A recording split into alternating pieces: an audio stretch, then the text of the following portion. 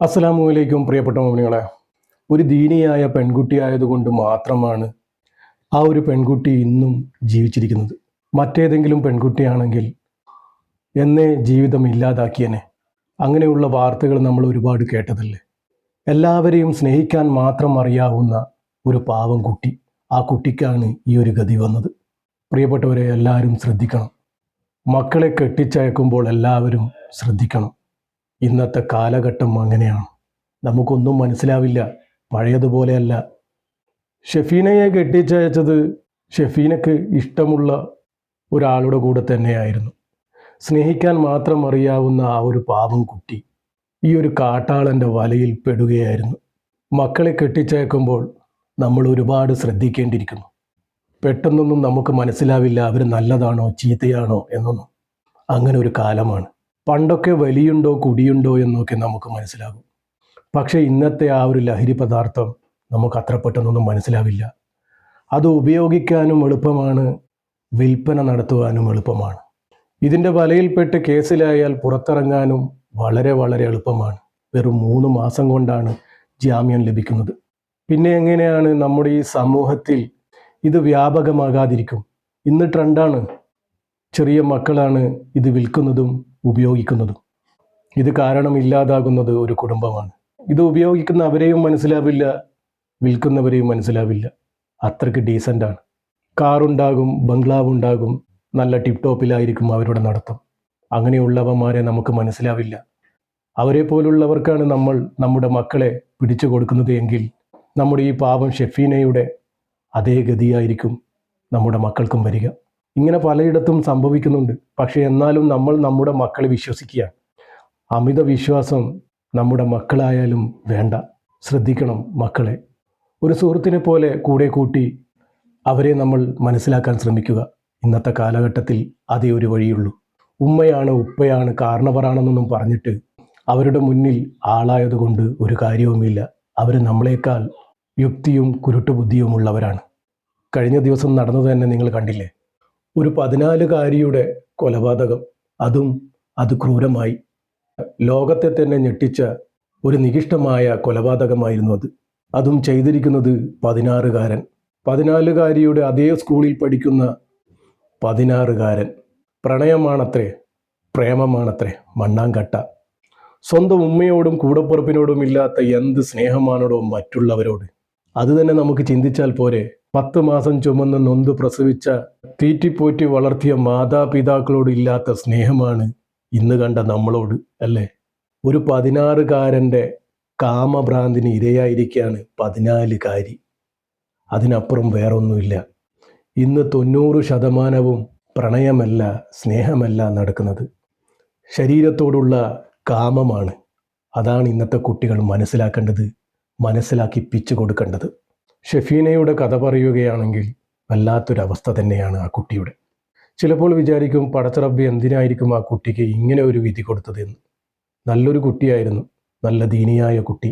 ഒരു ദീനീ ചുറ്റുപാടിൽ നടന്ന ദീനിയായ കുടുംബത്തിലെ ദീനിയായ നല്ലൊരു മോള്. സ്നേഹിക്കാൻ മാത്രമേ ആ കുട്ടിക്കറിയൂ. ആ ഒരു കുട്ടിക്കാണ് ഇങ്ങനൊരവസ്ഥ വന്നത്. നിങ്ങളൊന്ന് ചിന്തിച്ച് നോക്കിയേ. ആ കുട്ടി പെട്ടുപോയതാണ്. ഷെഫീന ഡിഗ്രിക്ക് പഠിക്കുന്ന കുട്ടിയായിരുന്നു. ആ പാവം കുട്ടിയുടെ പിറകിലായിരുന്നു ഒരു നല്ലൊരു സുന്ദരനായ ടിപ്പ് ടോപ്പ് ചെറുപ്പക്കാരൻ നടന്നിരുന്നത്. ആ കുട്ടിയെ എങ്ങനെയെങ്കിലും വലയിൽ വീഴ്ത്തണം, അതായിരുന്നു അവൻ്റെ ചിന്ത.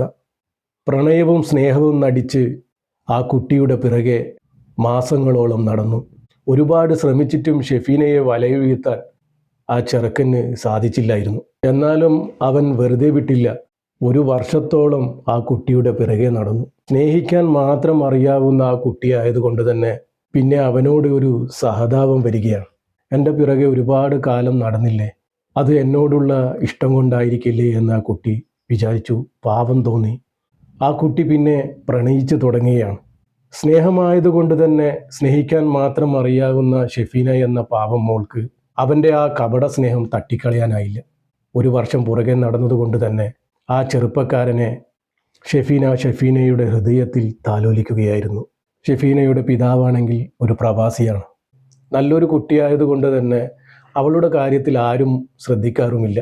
എന്നുവെച്ചാൽ അവൾ ഒരു തെറ്റിലും പോവില്ല എന്ന് അവളുടെ മാതാപിതാക്കൾക്ക് വിശ്വാസമായിരുന്നു. എന്നുവെച്ചാൽ ഇത്ര കാലമായിട്ടും ഒരാളെ കൊണ്ടും പറയിപ്പിക്കാതെ പറഞ്ഞതുപോലെ അനുസരിക്കുന്ന നല്ല മോളായിരുന്നു. അങ്ങനെ ആ കുട്ടിയുടെ ഹൃദയത്തിൽ ഈ ഒരു ചെറുപ്പക്കാരൻ കടന്നു കയറുകയാണ്. കുറച്ച് നാളുകൾ അവർ സ്നേഹിച്ചു, പ്രേമിച്ചു. അവൻ ആ കുട്ടിയോട് പറയാണ്, നമ്മുടെ കല്യാണം നടത്തിത്തരാൻ നിന്റെ ഉപ്പയോട് പറയണമെന്ന്. ഒളിച്ചോടാനൊന്നും അവർ തയ്യാറല്ല. അവനെന്തോ ഉദ്ദേശിച്ചാണ് അങ്ങനെ പറഞ്ഞിട്ടുണ്ടാവുക. അവനറിയാമായിരുന്നു ഈ കുട്ടി പറഞ്ഞാൽ ഇവളുടെ മാതാപിതാക്കൾ എന്തെന്നായാലും ഇവളുടെ ഇഷ്ടത്തിന് നിൽക്കുമെന്ന് അവനറിയാമായിരുന്നു. കുട്ടി പറഞ്ഞ്, അതൊക്കെ പറയാം, നീയും എൻ്റെ വീട്ടിൽ വന്ന് എന്നെ ചോദിക്കണമെന്ന്. അതും അവൻ സമ്മതിച്ചു. പ്രവാസിയായ ഉപ്പ നാട്ടിൽ വന്ന ഉടനെ തന്നെ ഉമ്മയോട് മോള് കാര്യം പറഞ്ഞു. എൻ്റെ മോള് ഒരാളെ കണ്ടുപിടിക്കണമെങ്കിൽ അത്രക്ക് നല്ലൊരു ആളായിരിക്കുമെന്ന് ഉമ്മക്ക് വിശ്വാസമുണ്ടായിരുന്നു. അതുകൊണ്ട് തന്നെ ഉപ്പയുടെ അടുത്തേക്ക് കാര്യം അവതരിപ്പിച്ചു. മോൾക്ക് ഇഷ്ടമായതുകൊണ്ട് തന്നെ ഉപ്പയും എതിരൊന്നും പറഞ്ഞില്ല. അവൾ ഇതുവരെ നമ്മളോട് ഒരു കാര്യവും ആവശ്യപ്പെട്ടില്ല. അവൾ അവളുടെ ജീവിതം തന്നെയായിരുന്നു ആദ്യമായിട്ട് ഉപ്പയോട് ആവശ്യപ്പെടുന്നത്. അത് നമുക്ക് ചെയ്തു കൊടുക്കാതിരിക്കാൻ പറ്റുമോ എന്നായിരുന്നു ആ മാതാപിതാക്കളുടെ മനസ്സിൽ. അതും അവൾ ഒളിച്ചോടി പോകാനോ ആളെ കൊണ്ട് പറയിപ്പിക്കാനോ ഒന്നും ഒരുങ്ങിയില്ലായിരുന്നു. അതുതന്നെ അവളുടെ ഒരു പ്ലസ് പോയിന്റ് അല്ലേ എന്നൊക്കെ അവർ ചിന്തിച്ചു. അങ്ങനെ സാധാരണ ഒരു അറേഞ്ച്ഡ് മാരേജ് എങ്ങനെയാണോ കഴിയുക അതുപോലെ ഇവരുടെ കല്യാണം വളരെ ആഘോഷത്തോടെ നടന്നു. മാഷാ അല്ലാഹ്, അൽഹംദുലില്ലാ, പടച്ച റബ്ബിനോട് നന്ദി പറഞ്ഞു ആ മാതാപിതാക്കൾ. എല്ലാം കൊണ്ടും നല്ലൊരു ചെറുപ്പക്കാരൻ, പണമുണ്ട്, സമ്പാദ്യമൊക്കെ ഉണ്ട്, കാറുണ്ട്, ബംഗ്ലാവ് പോലുള്ള വീടുണ്ട്. ഇവരുടെ കല്യാണം കഴിഞ്ഞ് ഒരു മാസമേ ആയുള്ളൂ. ആ ഒരു മാസം കൊണ്ട് തന്നെ ആ കുട്ടി ആ വീട്ടിൽ അനുഭവിച്ച വേദനകളും യാതനകളും അത്രക്ക് വലുതായിരുന്നു. എന്നിട്ടും ആ കുട്ടി ഇതാരോടും പറഞ്ഞില്ല. തനിക്ക് ഇഷ്ടപ്പെട്ടത് താൻ തന്നെ തിരഞ്ഞെടുത്തതാണ്. അതിൻ്റെ പേരിൽ എൻ്റെ മാതാപിതാക്കൾ സങ്കടപ്പെടരുത് അങ്ങനെ കരുതി 3 മാസത്തോളം ആ വീട്ടിൽ ജീവിച്ചു. ഒരു മാസം പോലും അവിടെ കഴിയാനാവില്ലായിരുന്നു. അങ്ങനെ ഒരു സ്വഭാവമായിരുന്നു ആ ഒരു ചെറുപ്പക്കാരൻ്റെത്. അടിയും ഇടിയും ദേഹോപദ്രവവുമായിരുന്നു ആ വീട്ടിൽ ഈ കുട്ടി അനുഭവിച്ചത്. അതൊക്കെ സപ്പോർട്ട് ചെയ്തുകൊണ്ട് ഈ ചെറുക്കൻ്റെ മാതാപിതാക്കളും കുടുംബവും എല്ലാം കൊണ്ടും ഒറ്റപ്പെട്ടു പോയി ആ കുട്ടി.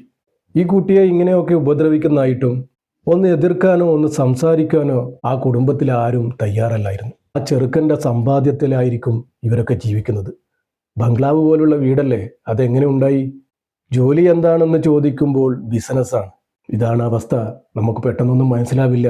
അവസാനം ക്ഷമ കെട്ടു ഞാൻ എന്തെങ്കിലും കടുംകൈ ചെയ്തു പോകുമെന്ന് കരുതിയ ഷെഫീന എന്തെന്നറിയാതെ ധരിച്ചു നിൽക്കുകയായിരുന്നു പല ദിവസങ്ങളും. ഉറങ്ങാത്ത രാത്രികളായിരുന്നു കുടുംബത്തിൽ നിന്നും ഇവിടെ വന്നപ്പോൾ. ഇവൻ്റെ ഈ വൃത്തികെട്ട സ്വഭാവം ആ പെൺകുട്ടിയുടെ ജീവിതം തന്നെ ഇല്ലാതാവുകയാണ്. കല്യാണം കഴിഞ്ഞ് 3 മാസമേ ആയുള്ളൂ. ഇടിയും ചവിട്ടും തൊഴിയുമായി. ഒരു ദിവസം ഇവന് ഭക്ഷണം കൊടുക്കാൻ താമസിച്ചതിന് അവൻ അവളുടെ നേർക്ക് ഉറഞ്ഞു തുള്ളുകയായിരുന്നു.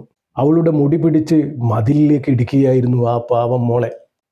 അവൻ്റെ ജോലിയും കൂലിയും ഒക്കെ മനസ്സിലാക്കിയ ഷെഫീന അവസാനം ഒരു തീരുമാനത്തിലെത്തുകയാണ്. ഇനി ഇത് തുടർന്നു പോയാൽ ഞാൻ എൻ്റെ ജീവിതം തന്നെ ഇല്ലാതാക്കി പോകും. അതൊരിക്കലും ഉണ്ടാകരുത്. അങ്ങനെ നേരെ പോലീസ് സ്റ്റേഷനിലേക്ക് പരാതി കൊടുത്തു. സംഭവങ്ങളൊക്കെ പറഞ്ഞു. മയക്കുമരുന്നിൻ്റെ വലിയൊരു പ്രതിയായിരുന്നു ആ ഒരു ചെറുപ്പക്കാരൻ. ആരും അറിഞ്ഞില്ല. എങ്ങനെ അറിയാ? ഈ ഒരു കേസിൽ പിടിച്ചാൽ തന്നെ വെറും 3 മാസം, അതിനപ്പുറം അവന് പുറത്തിറങ്ങും. അങ്ങനെ ഷെഫീന എല്ലാം മതിയാക്കി കുടുംബത്തിലേക്ക് പോവുകയാണ്. പാവം ആ മാതാപിതാക്കളോട് ഈ കാര്യങ്ങളൊക്കെ പറഞ്ഞതും അവരുടെ ഹൃദയം അങ്ങ് പൊട്ടിപ്പോവുകയാണ്. നമ്മുടെ തങ്കക്കുടം പോലുള്ള പൊന്നുമോൾക്ക് വന്ന ആ ഒരു ഗതി. പ്രിയപ്പെട്ടവരെ, നമ്മുടെ മക്കളെ നമ്മൾ കെട്ടിച്ചയക്കുമ്പോൾ നമുക്ക് വലിയൊരു ഉത്തരവാദിത്തമാണ്. നമ്മൾ മാതാപിതാക്കൾ ശ്രദ്ധിക്കേണ്ട കാര്യമാണത്. അവർക്ക് ചെയ്തു കൊടുക്കേണ്ട കടമ നമുക്കാണ്. വളരെയധികം ശ്രദ്ധിക്കേണ്ടിയിരിക്കുന്നു ഇന്നത്തെ ഈ ഒരു കാലഘട്ടം. നല്ലൊരു പാവം മോൾക്കാണ് ഈ ഒരു ഗതി വന്നത്. ആ ഒരു കുട്ടിയുടെ ജീവിതം തന്നെയാണ് ഇല്ലാതാക്കിയത് വെറും 3 മാസം കൊണ്ട്. എല്ലാം നഷ്ടപ്പെട്ട രീതിയിലായിരുന്നു ഷെഫീന വീട്ടിലെത്തിയത്. 1 മാസം കൊണ്ട് തന്നെ അവളുടെ സ്വർണ്ണാഭരണങ്ങളൊക്കെ അവൻ കൊണ്ടുപോയി വിൽപ്പന നടത്തിയിരുന്നു. ഒരുപാട് സ്വർണമായിരുന്നു പൊന്നുമോൾക്ക് കൊടുത്തത്. ഏക മകളല്ലേ, അവൻ്റെ ലക്ഷ്യം അത് തന്നെയായിരുന്നു. അതുകൊണ്ട് തന്നെയാണ് അവൻ അറേഞ്ച്ഡ് മാരേജ് ആവശ്യപ്പെട്ടത് ആ കുട്ടിയോട്. പിന്നെ അവന് വേണ്ടത് അവളുടെ ശരീരമായിരുന്നു. അതും അവൻ നേടിയെടുത്തതിന് ശേഷം ഇവൾ വെറും ഒരു പിണ്ടിയായി മാറുകയാണ്. ആ വീട്ടിലെ വെറും ഒരു കാട്ടം. അങ്ങനെയായിരുന്നു 3 മാസം ആ കുട്ടി അവിടെ ജീവിച്ചത്. ആ ഒരു കുട്ടി ദീനിയായ ഒരു കുട്ടിയായതുകൊണ്ട് മാത്രമാണ് സ്വയം ജീവനില്ലാതാക്കാതിരുന്നത്. ഇന്ന് എത്രയെത്ര കുട്ടികളാണ് ഇതുപോലുള്ള അവസ്ഥയിൽപ്പെട്ട് സ്വയം ജീവനില്ലാതാക്കുന്നത്. എത്രയെത്ര കുട്ടികളാണ് ഇതാരോടും ഒന്നും പറയാതെ, സ്വയം വരുത്തി വെച്ച വിപത്താണല്ലോ എന്ന് കരുതി ഇതാരോടും പറയാതെ സഹിച്ചും പുറത്തും ജീവിച്ചു പോകുന്ന എത്ര മക്കളുണ്ടെന്ന് നിങ്ങൾക്കറിയോ? അവരവിടെ അനുഭവിക്കുന്നത് വേദനകളും യാതനകളും മാത്രമാണ്. സ്വയം തിരഞ്ഞെടുത്ത ജീവിതമായതുകൊണ്ട് തന്നെ ഇതാരോടും ഒന്നും പറയാതെ ചവിട്ടും കുത്തും കൊണ്ട് സഹിച്ചും പുറത്തും ഇങ്ങനെ ജീവിച്ചു പോകുന്ന എത്രയെത്ര മക്കളുണ്ട്. അതുകൊണ്ട് ഞാൻ അടങ്ങുന്ന എല്ലാ മാതാപിതാക്കളും ശ്രദ്ധിക്കേണ്ടതാണ്. എല്ലാവരും ശ്രദ്ധിക്കുക. പടച്ചറബ്ബ് നമ്മുടെ മക്കളെയൊക്കെ നന്നാക്കി തരട്ടെ. ഇൻഷാ അല്ലാഹ് ദുആ വസിയത്തോടെ അസ്സലാമു അലൈക്കും വറഹ്മത്തുള്ളാഹി.